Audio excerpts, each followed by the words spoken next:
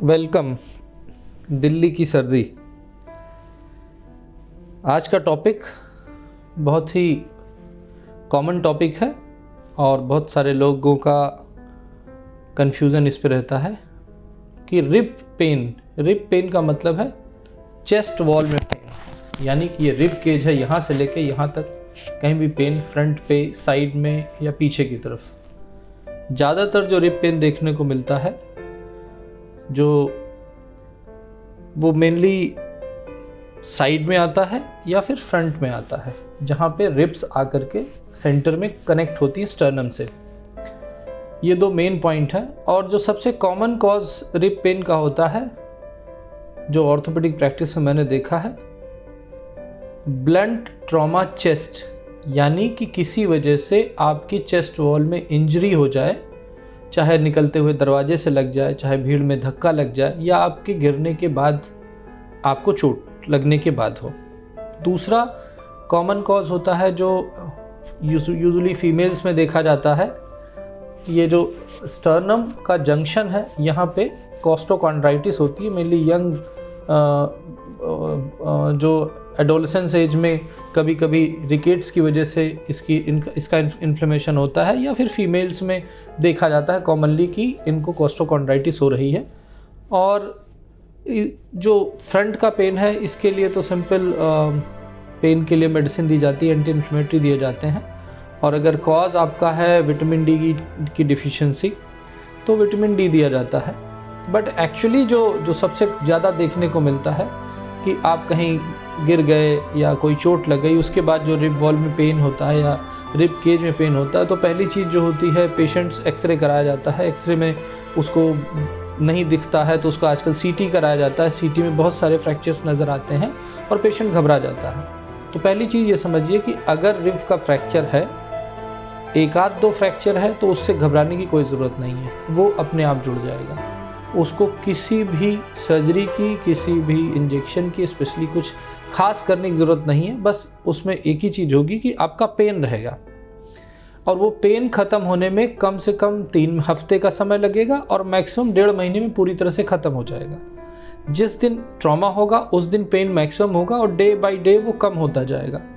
आप pain killer लेंगे, medicine लेंगे, तो आप ज़्यादा रेस्ट के साथ आराम से रहेंगे, और नहीं लेंगे तो वो पेन ख़त्म होने में थोड़ा टाइम लगेगा और दिक्कत होगी, खांसने, छींकने में, करवट लेने में, जिस तरफ फ्रैक्चर है उस तरफ टिल्ट होने में दर्द आएगा।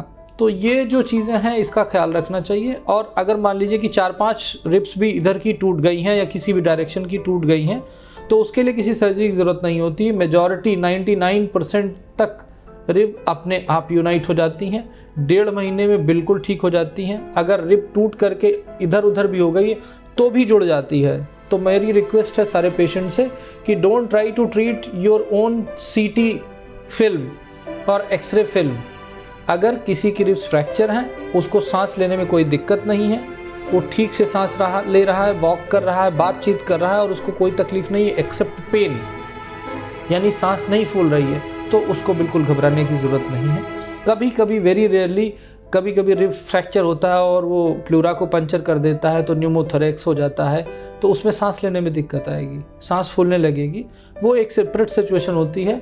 अभी तक के कैरियर में, इतने 20 साल का कैरियर हो गया, मैंने शायद एक आध केस देखा जिसमें रिब फ्रैक्चर के बाद प्लूरा रप्चर हुआ हो। तो ये रेयर सिचुएशन थी, बतानी ज़रूरी थी इसलिए बता दी। पर यस, अगर कोई ब्रेस्ट फीडिंग वुमेन है, यंग एडल्ट है, फीमेल स्पेशली, उनको रिब्स में जो पेन होता है उसका मेन रीज़न होता है विटामिन डी की डिफिशिएंसी, कैल्शियम की डिफिशिएंसी। उसको ले लें, दूध पिएं, दूध से बनी हुई चीज़ें लें, धूप में बैठें। सबसे ज़्यादा प्रॉब्लम हो रही है आजकल, लोग धूप में नहीं बैठते, तो अगर पॉसिबल है तो 2 घंटे के लिए कम से कम अंडर सन होना चाहिए, जिससे आपका विटामिन डी बन जाएगा और आप बिल्कुल ठीक रहेंगे। और एक चीज़ और होती, कभी कभी देखा है मैंने, जाड़ों में रिब्स के आसपास कहीं पे अचानक पेन हो जाता है। कोई काम कर रहे हैं, अचानक आप बेंड होते हैं और अचानक बहुत तेज़ी से कैच करता हुआ एक पेन आता है।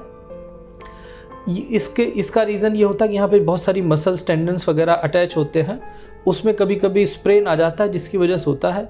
आप बेंड करेंगे तो बहुत दर्द होता है। इस दर्द के लिए treatment is only anti inflammatory and pain killer. इसके लिए कुछ परेशान होने की ज़रूरत नहीं है। वेरी वेरी रेयरली एक पेनफुल कंडीशन होती है जिसको बोलते हैं प्लूरिसी।